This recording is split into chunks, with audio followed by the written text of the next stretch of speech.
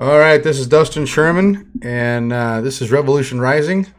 And our other co-hosts are Scott Seddon and Casey Pate. How you guys doing tonight? Hi guys. Howdy, howdy. So tomorrow is the big day in this country. It's either going to be a really good day or a really bad day. Um, we got the election for all the local races, all the federal races. Everything is kind of hinging on what happens tomorrow. And we've already been told by Biden and his secretary of that we're going to have a few extra days because of counting, which we all know. Um, I don't know if everybody's had a chance to go out and vote yet or not, but I have cast my vote and it was read all the way down the ballot. So, That's racist. well, the good thing about it is I don't have all white people that I voted for, so we're good there. Well, they good man. Um, Mix it up. but yeah, so this election, it could be the difference in whether or not we have control of the Senate and the House. And I'm hoping that we get control of both so we can impeach Biden. Anyway, I'm going to go ahead and let's move to Casey first. And let's talk a little bit about you're in Wyoming, so let's talk a little bit about yours and what you expect to see. Well, we're in our state. We have Liz Cheney has been censored from the Republican Party, and we have a constitutionalist running, and also a couple Republicans, but Harriet Hageman, who is a lawyer and has worked in DC for water rights. She's in the lead by far. We do have a senator as well as a couple other people that really didn't show up Right. on the ballot. State-wise, a lot of new people who maybe this is their one of their first few elected positions. Our governor's race, we have a big write-in race for Brent Bien. That's going really strong. So it'll be interesting to see what happens in our state house. Just a lot of new people. And one thing is, if you want to be a freedom fighter, you better have thick skin and a strong stomach because you will be challenged. You know, it's not an easy job. Wyoming Uh, is pretty much is pretty much been a red state for as long as I can remember. I used to live right next to well, Wyoming, right? people with R's behind their names, but actually, we've got some people that are on the Republican ticket that vote 0% conservative, 25, 35. So, I believe you have to vote 80% of the conservative values and on that forum.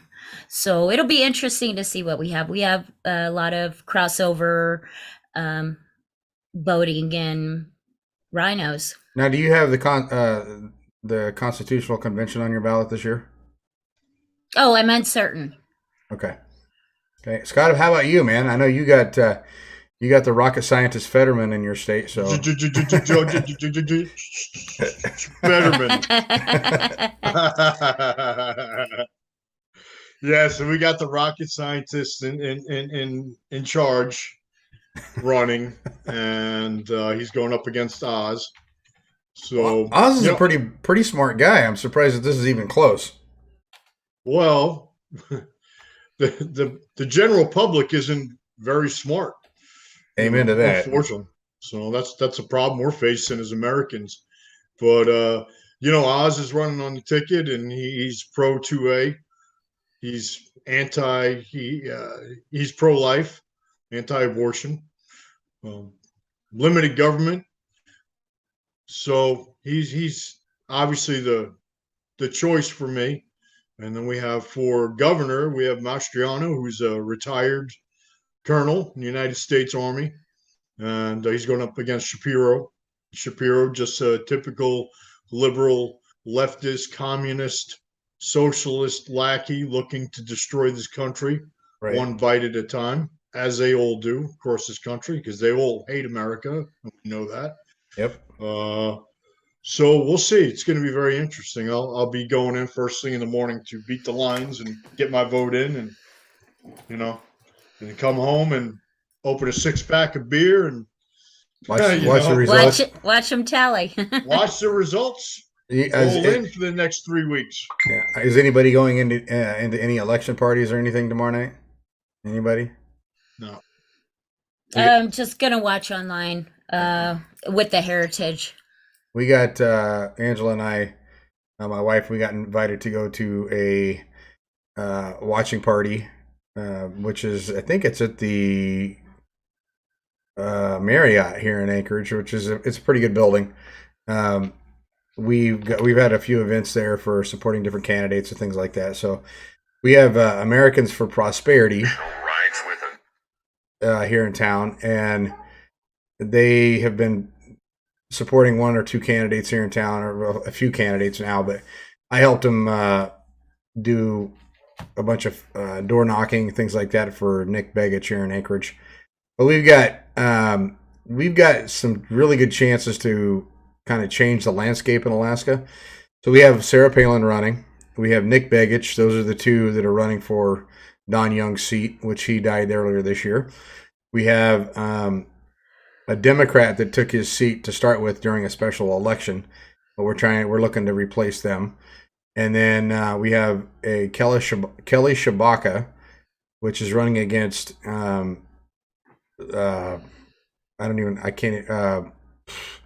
Lisa Murkowski, and we got to get Lisa out of there because she's a huge rhino.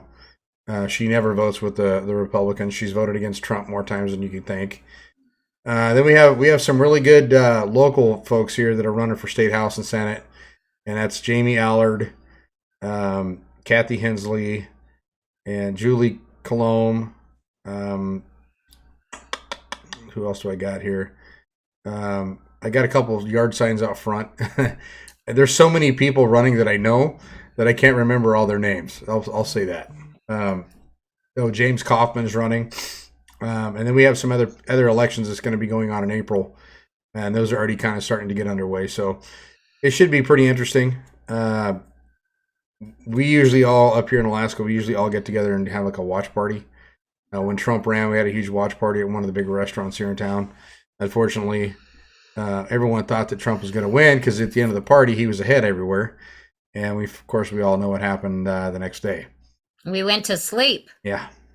And they did, and unfortunately they didn't. And then they had a bunch of pipe bursts and all that good crap. So, we got a pretty good shot at with some of our candidates to be able to switch Alaska. Right now, we're still considered a red state, but the main cities, which is Juneau and Anchorage and a couple other places, are blue. We're a blue city, but we have a red mayor. I say that we're a blue city because we have an assembly that's 12 members, and 9 out of the 12 are super leftists. So we're trying to defeat them, and it's just I tell you right now, I left here 10 years ago or 12 years ago, and I came back, and I don't recognize the place. It's been so changed with homelessness. We've become a plywood city. You go downtown, and a lot of the buildings are plywooded up. COVID didn't help with that, but it was starting to get that way beforehand. So we do have a mayor that's spending money on the place and Anchorage and trying to get jobs back up here. But we've had a decline in population in the last 7 years.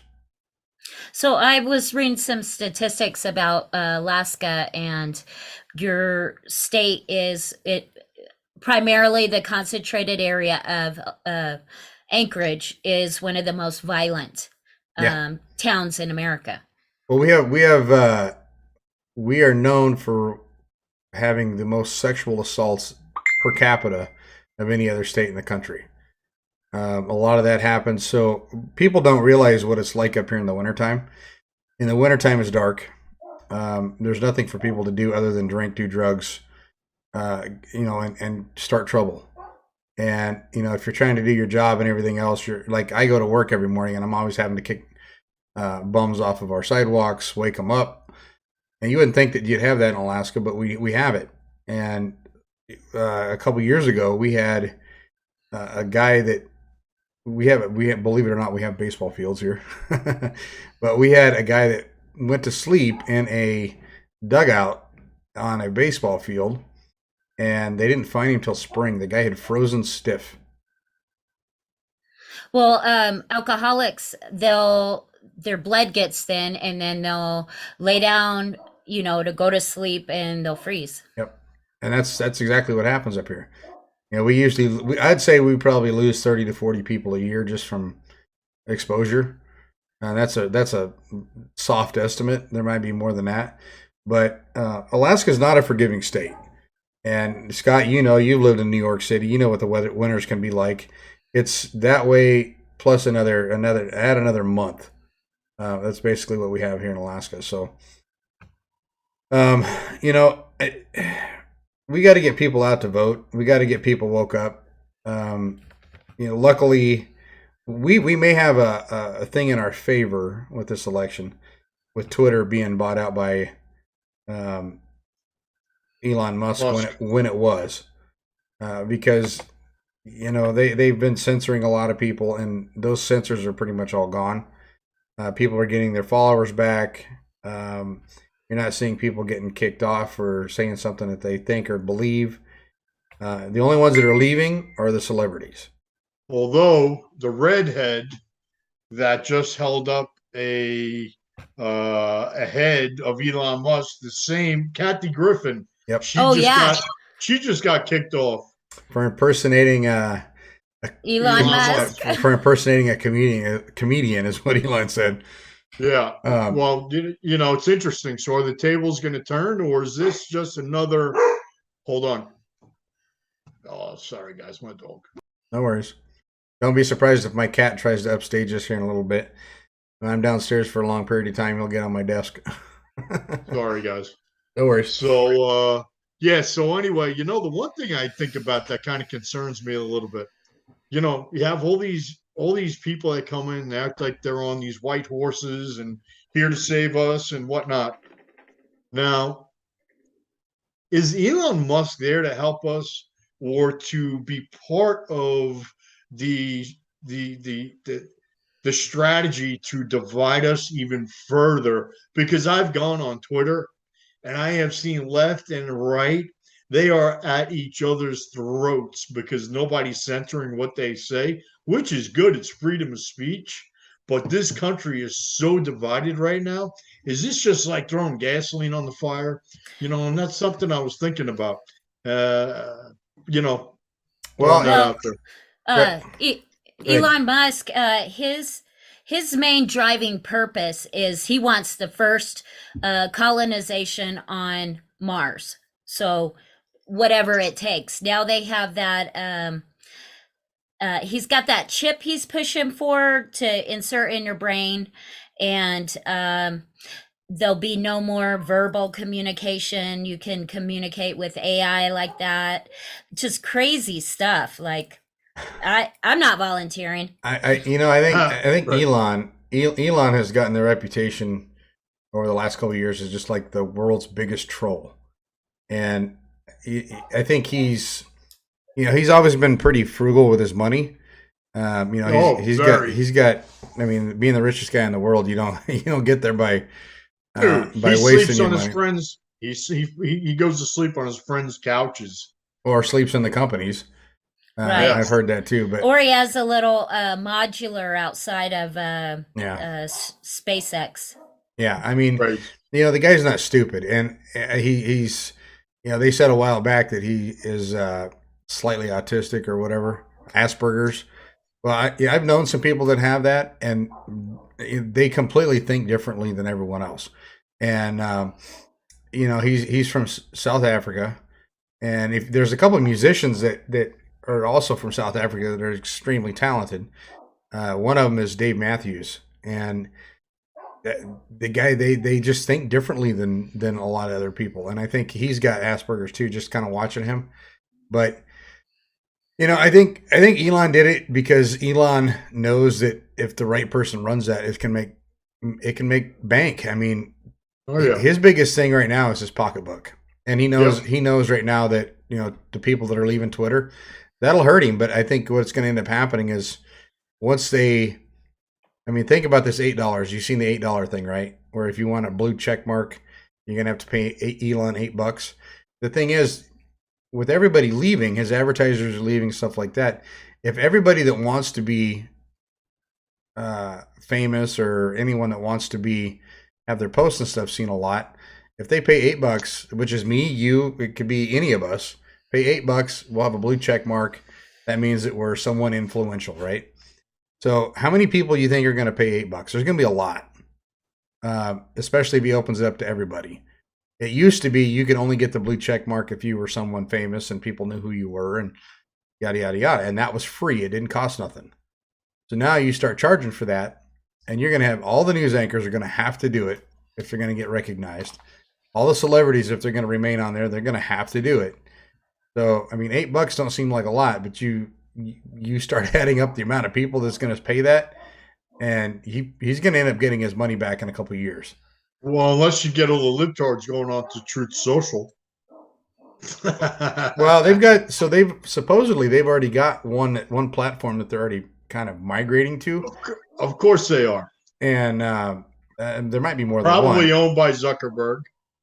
He's losing his ass right now, Yeah. and a lot of for the same reason that Elon was able to buy Twitter is that whole beta crap that Zuckerberg decided to do.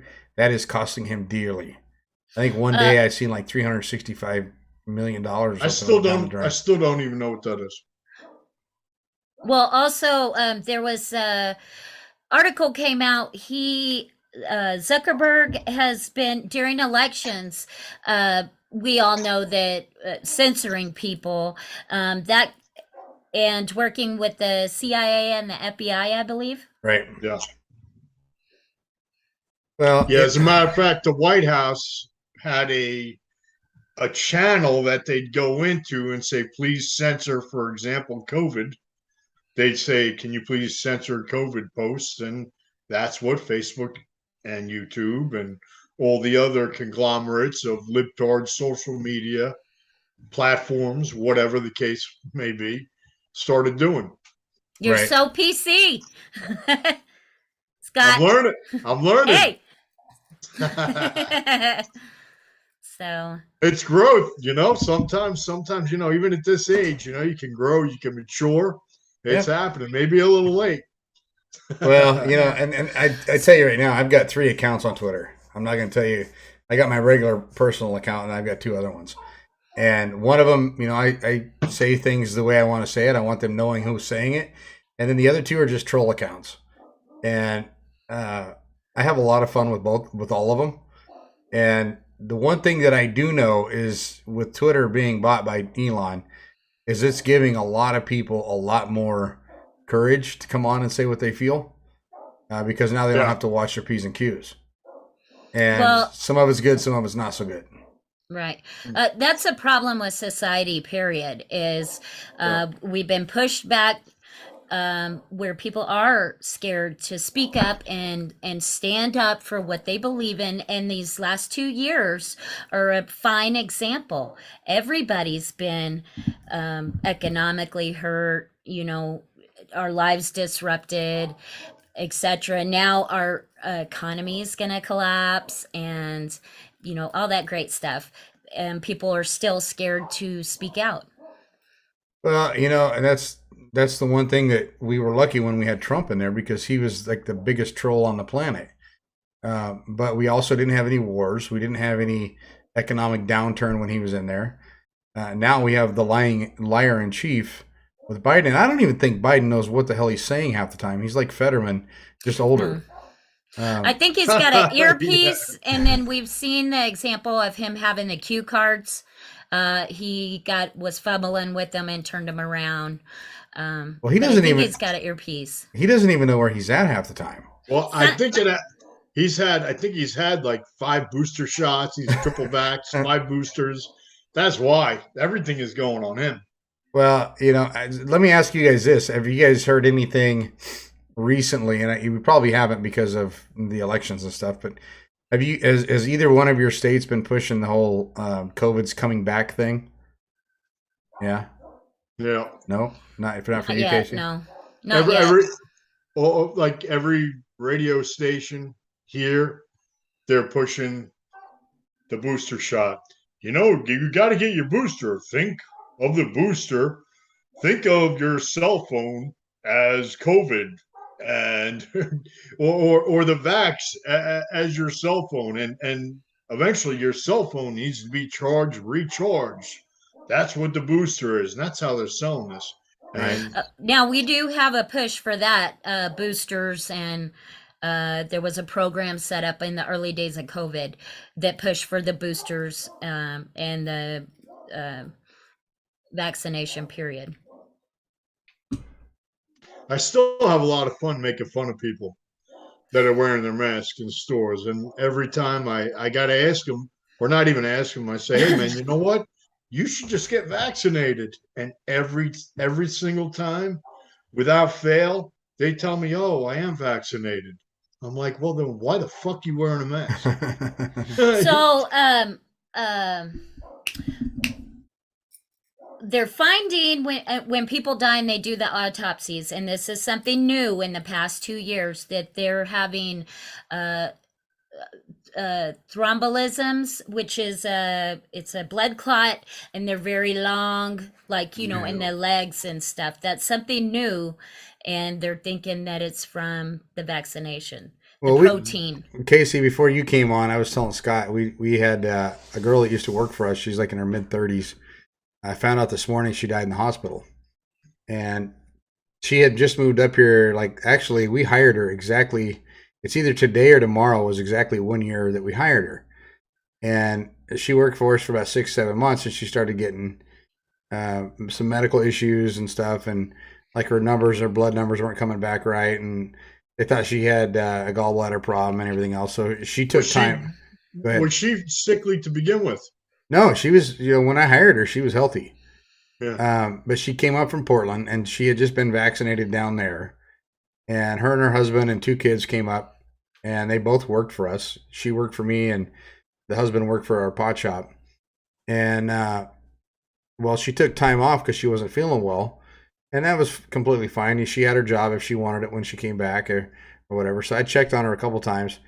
And September the 9th is the last time I sent her a text. Never heard anything back from her. Well, I found out this morning that she had been in the hospital and she passed away. And someone that's in their mid-30s, I mean, that's unheard of. And she died of massive organ failure. I mean, kidneys, liver, you name it. There's something wrong, and that stuff doesn't happen biologically in nature, really. Not without a little bit of help from pharmaceuticals here or there. And she was, she was relatively healthy. She's a smart girl. And what sucks is, now her husband's widowed and they've got 2 kids and he's got to take care of them. And and I've got other people I work with that are vaccinated, and I'm just like, I think if you think about this, when you're young and you're healthy and you're moving around a lot and your heartbeat's beating a little faster, I think that's what's killing people. I think if you look, there's a lot of people that are older, they're not having the same issues, right? But you're young and you're healthy and you're pumping that crap around your body so much faster. And I've got at least 4 people I know that are in their 50s that have been vaccinated, and they seem to be fine. They haven't had any issues. And I have one lady that works with us, actually the owner's mom. She's in her 80s and she's been vaccinated multiple times and she seems to be fine. But it sucks to see someone young and healthy and someone that just up and die. I mean, there's no explanation for it, other than what we put in our bodies. Right. So yeah, it sucks. We're not really seeing a big push. Our native corporation pushes a little bit for the vaccine, but nothing major. We're not having a huge uptick in COVID cases, nothing like that either. If they are, they're not saying anything about it. You know, it's interesting though, and this is how it started off the first go around. China right now is locking down entire cities. They're actually quarantining, like they have quarantine camps where people are. I saw the craziest video. There was this guy that escaped his cell and he was running, and this guy had a 6 foot long stick that he was poking him with and beating him so he didn't violate that 6 foot fucking distance, right? And he's prodding him back into his jail cell, but that's how it started before. I remember looking at these videos and be like, oh my God, it's so scary. The world's ending right now. Well, could you You know? could you imagine living in Australia whenever all that crap was going down in Australia? Australia was a mess. I mean, Yeah. they were locking people down for weeks at a time Yeah. and not allowing to leave their homes. If they did leave their homes, it was only to go to the store, and they had to go to a store that was within like I don't know, like 3K of their house or something. I mean, it was Well, bro, they did that in New York City. yeah. My kid wasn't able to leave our house for 2 years unless it was just to go meet me at the airport. I was, I mean, that's not true. I take it back. She was able to leave, but she wasn't able to go into certain restaurants. There was Right. restaurants. The only way you got in there is if you had proof that you were vaccinated. You know, poor kids. What it did to these children. It's disgusting. Yeah. Well, and now they're finding that a lot of the kids and stuff that miss school, they're like 2 and 3 years behind now. Yeah. I mean, Anchorage's school system's screwed anyway. Back in the 80s, we used to have the number one school system in the country, and now we're at 48th. Well, we were talking about the educational system in your state last time, and the one thing I forgot to bring up, the teachers unions and all the money they had spent. What'd you say it was $150 million? I think you said, or a deficit, right? No, we're $63 million in the hole. $63 million. But you know why that is? Teachers unions. Yep. And it's the same for any union. Once you implement a union in anything, somebody is getting paid off. That's what a union is for. It's all about payoffs. So you land the job. Some politician is getting paid off, so you're getting a fucking job. That's what it is. That's why unions are so beneficial. But Well, I know we've That's- had the biggest uptick, I think, per capita in homeschooling of anywhere else in the country right now. We have roughly a population of about 20,000 kids, I think is what it is, that are in schools, maybe a little bit more than that. But we've had 6,000 to 8,000 kids pulled out of, the number's not accurate, but it's like 6,000 to 8,000 kids pulled out of public school to be homeschooled across this city. It's just Anchorage. Crazy. And Crazy. that doesn't include Juneau. It doesn't include, Wasilla and all these other places. But basically what it was when COVID shut the schools down, a lot of the parents were concerned that their kids weren't going to keep up. So they started homeschooling them at that point. And so those kids are ahead. Meanwhile, the public school kids are a year or two behind. And, the kids are the only ones that are suffering from this. And they're doing something right now where they're looking at shutting down, I think right now the number is 6 schools, but they're looking at a bunch more. And they're trying to make up for that budget. And they're wanting to pull all the sports out of the system. Football, hockey, all the crap that the kids actually enjoy doing, and half of them only do their schoolwork because of those sports. Right. I mean, think about the That's a big incentive for the kids. It's huge. I mean, I think if it's like it was when I was in school, you could fail one class and still be able to play. Now I think if you fail 2, you're done. But we have high school bowling, which doesn't cost our schools anything. It doesn't cost them nothing. The parents cover all of it. It costs them like $135 for the kids to bowl. They bowl all season long. They get their uniforms. They get all this other stuff. And we two years ago, I had to go in front of the school board and chew their ass because they weren't going to let our kids go to nationals. And I ended up pushing hard enough to where they allowed it. and one of our kids took fourth in the nation. So That's awesome. yeah, it was a sophomore girl. I mean, she friggin' rocked it down there. So Are you the coach for the bowling team? to be honest with you, I'm not. I coach everybody, but I don't charge or nothing. I coach everybody that needs help. Yeah. But I am about to be the new commissioner for high school bowling. Good for you. Somebody that was running it has been in it for 10 years. He didn't want to do it next year. So they came, and since I manage a center and I know the game real well, they came and they were begging me, "Hey, can you can you take this over?" And I'm like I need anything else, but yeah, I do it for the kids. And and even for my business, I mean, for me to continue to have a job, I need to make sure that the sport's healthy. And unfortunately, our school system don't see the same thing. But I can't even advertise it, or at least I can't advertise certain things through the school system because we're a for-profit business. Yeah. So I have to keep it separate. But it is what it is. I mean, we've got a school system that is breaking down faster than they can rebuild it. And, anytime the federal government's involved, I remember when I was in school, in elementary school, middle school, high school, we didn't have the feds involved. And now we have, and I graduated in 94. So now that we have the feds involved in trying to dictate what teachers schools union can teach, it's ruined our school system entirely. It's put us back. Yeah, man. And that's why you have implementation of these books that have, oral sex taking place in fucking elementary school, and yeah, it's disgusting. It's disgusting. It's evil. And another reason why they want sports taken out of schools, because sports are one of the only positive things that a lot of these kids have in these schools that keep them disciplined. It teaches them discipline. They want a bunch of fucking pothead kids running around that are addicted to their phones, not listening to their parents, not respecting authority. So they're going to destroy everything that teaches discipline. Well, that's the one thing that that kills me is the fact that they're trying to eliminate. So every school system that's out there's got programs for gifted kids, right? Kids that are above average on the intellectual level, and they're trying to eliminate all of that here.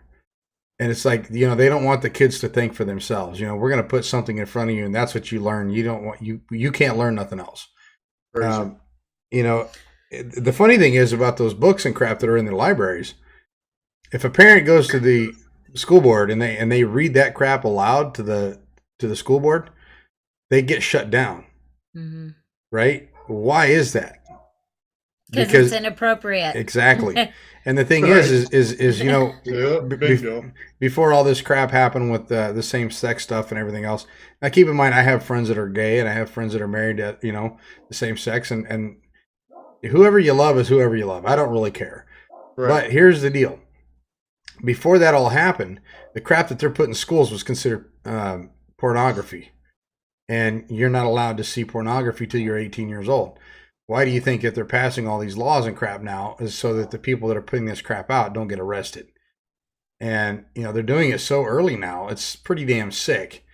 And the worst that was out there when I was a kid was like an R-rated movie, right? And you barely see anything. Revenge of the Nerds or something, Exactly. Porky's. Right. The booby scene in the shower. We got the quick view. Or watching cable back in the day when it was all scrambled, trying to get a nipple view. That was as crazy as it got back in our day. So what are we going to do with this broken children and broken society? I mean, there's a division here, but ultimately, citizens are being wore down economically with inflation, with the past 2 years, and psychologically as well. Well, I think it's going to end up, everything is always going to fall back to the parents. And until we find a structure that's going to, or until we start respecting marriage and family and things like that again, we're always going to struggle. Right. Back whenever I was in school, we had nothing but, we always had a nuclear family. I was raised by my Mhm. grandparents, but I had a father, I had a mother. I didn't have to worry about all kinds of stuff. One guy, my dad or grandfather, he worked. My grandmother worked inside the house, but she did licensed daycare, and between the two of them, I had a pretty good childhood. We weren't rich, but anything I wanted, we went fishing and we went hunting and we did everything that I could possibly ever dream of doing when I was a kid. And until we get that kind of thing back, until we get the Mhm. apple pie, American Right. flag on the barns, that kind of stuff, and we get some American pride back in the country, we're never going to get it back. If we get that back, we get a president in there that's a statesman like Reagan was, or JFK, someone that's proud of the country again, and can somehow convince the rest of the country that's not proud of this country that, listen, we're not so bad. Personally, the only way that we're going to get that fixed is if you send half the country over to another country that is struggling, like Venezuela. Let them live that kind of life for 6 months to a year and see what they think about America. Oh no, they're coming over here I know. Well, in waves. well, that's the thing is, if we're so bad, why does every other country ship their people here? Right. Yeah. Certainly not the America that we grew up in. I have a good friend, very traditional male that believes, there's male roles and female roles, and I agree. However, starting with my generation, no, probably my mom's generation, there was the women's lib thing, and how that's not actually been very good for women, you know. Right. Well, that's the one thing too is the left has started so much crap. Nobody can keep up with it all. And you get Floodgates. oh yeah, it's like coming up with new definitions for words and Mhm. there's so many things that it's like the internet and your phone, right? Our minds were not meant to know and have this kind of technology in front of us. We weren't ready for it yet, I don't think. Mhm. And we have this computer in our pockets, which if you're anywhere from second grade on, you're better at it than your parents. I don't know any kid that wasn't better at something than their folks were when it comes to technology. Growing up, I was tearing record players apart when I was like 5 years old, right? And fixing stuff my parents couldn't fix. And, you know, there's going to be a time when all of us can't do the same stuff we're doing now because we just age out of it. We can't keep up. And now I know that I have friends that have 2-3-year-olds that are surfing on the phone faster than I can. And I'm on my phone like 18 hours a day, I swear.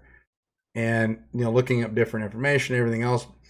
And, we wonder, I don't know how well you guys sleep, but I don't sleep as well as I used to. And it's because all the crap that's mulling around in my head all day. And Well, this is the cell phone is the culprit. right. Well, dude, that's. I'm sorry. Go ahead, Case. Go ahead. No. What? Rock, paper, scissors? Go ahead, Yeah. Casey. Okay, so it's been proven that our brains are actually being rewired, and that our circadian rhythms have changed. And that's, when you keep your days and nights straight. And like you said, Dustin, all this information and the light stimulation as well. I do have a concern about the radiation and the electrical charge coming from these. Yeah, no, they tell you not to sleep, sleep with them next to your bed.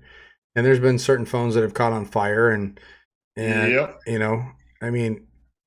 there's all kinds of things that the human body was never meant to deal with. And some of it's Wi-Fi, some of it's the cell signals and stuff that we have.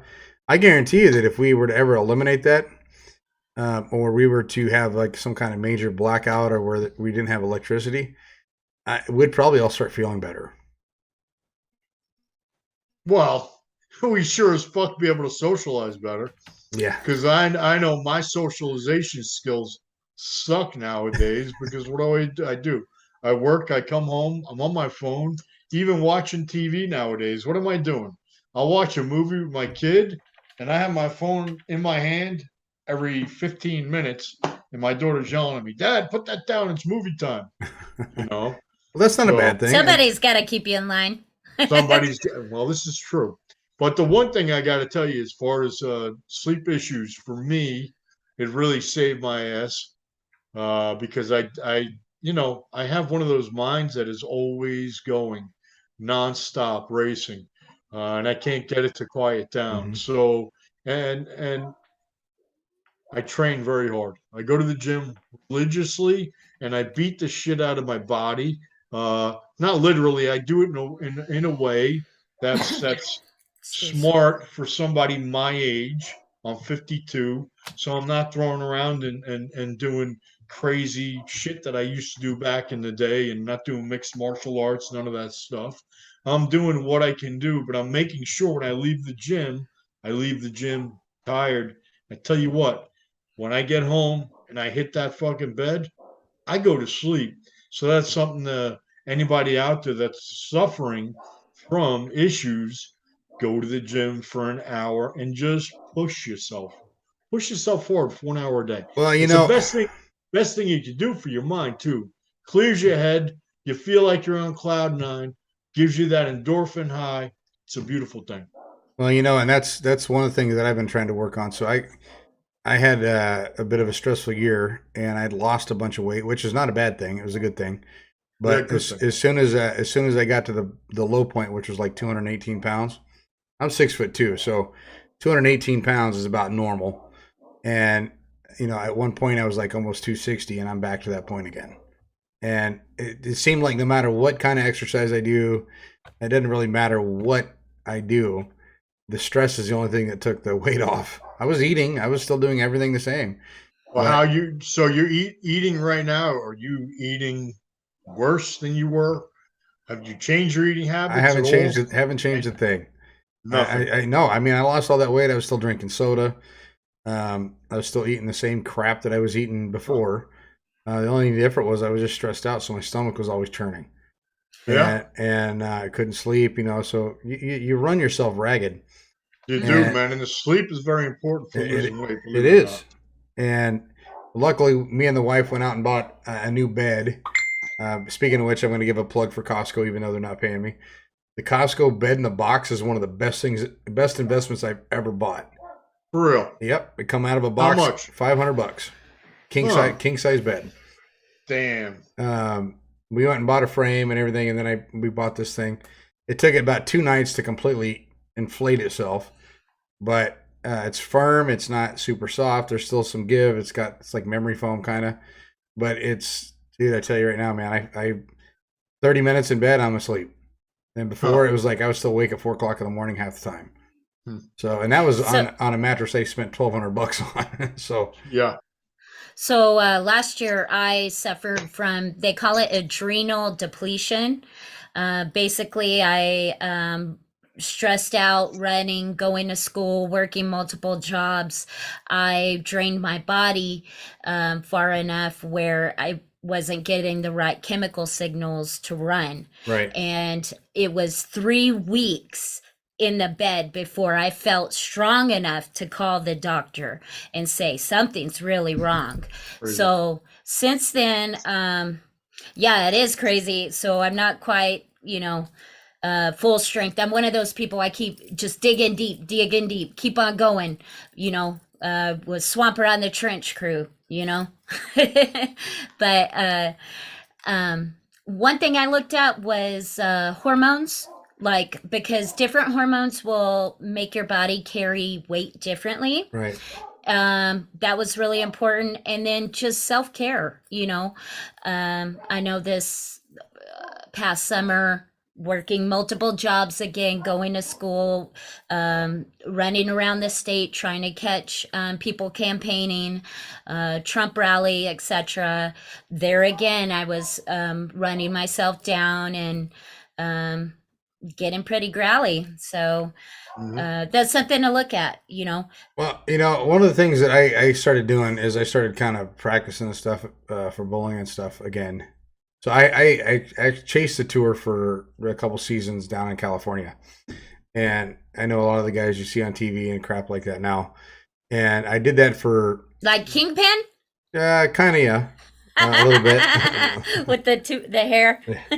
I knew a few guys that were like that. I know a kingpin at my gym. Yeah. I want to smack him across the head. He looks like such a douchebag. But anyway, so I started going to work and I've been practicing a little bit here or there.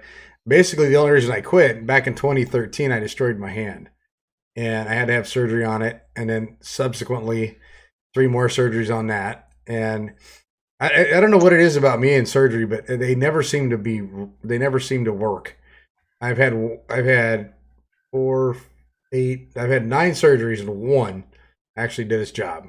And that was a gallbladder surgery. But my hand, I destroyed it from wrenching and everything else. I've got a scar. I don't know if you can see it or not. I have a scar on this thumb where they removed a bone out of the hand called the trapezium bone. And I basically shattered that bone just from arthritis. It just kept pounding it. And they had to remove it because it was starting to tear apart.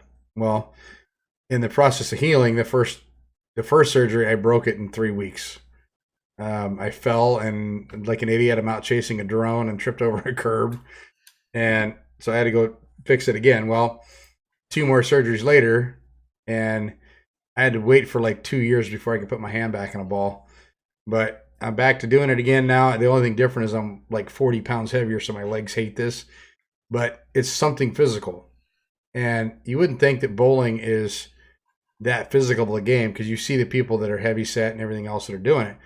But you take a 15-pound ball and you throw that thing 36 times and you walk with it those 36 times and you see how much like the pros like Pete Weber, he's been bowling for 50 years. The guy's skinny, he's small, he's in good shape. Well, the mileage, not just on your hand and on the ball, but is on your feet, your legs, you have to be physically fit to do this. And I'm finding out now, I used to be able to bowl 10, 15 games a day. I'm lucky if I can do 3. And I'm building it back up, but I'm also building back up my shoulders, back up my chest, back my legs back up. And then I'm hitting a heavy bag at the house here a couple times a week. So I'm getting it back and my heart rate's going up again. And anyone that wants to get their heart rate up, jump rope or jumping jacks is the number 1 easiest thing to do. Burpees. Well, I can't do burpees. I'm too fat. So, yeah, I have sandbags and then a weighted vest with little sandbag inserts. And in the summer, put that weighted vest on, put some ankle weights on, and go ride around on my bike. Yep. Well, anything physical that can get us out of the house and get us moving.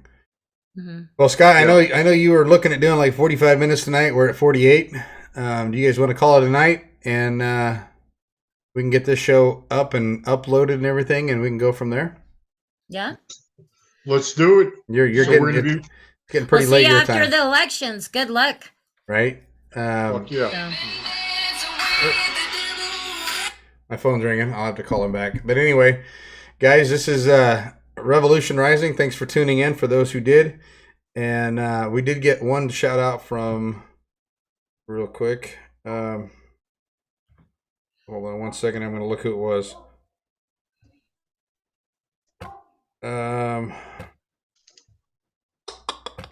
I did see. Hold on. We had somebody that commented on the Facebook page. Give me 1 second here. Oh, McCrae. Yeah. Said saying hi from Oklahoma. So I wanted to give her a shout out. But do us a favor and share this around a little bit. We're going to be doing this at least once a week. We may be switching to Sunday evenings. We're going to discuss that and make sure that works out for everybody.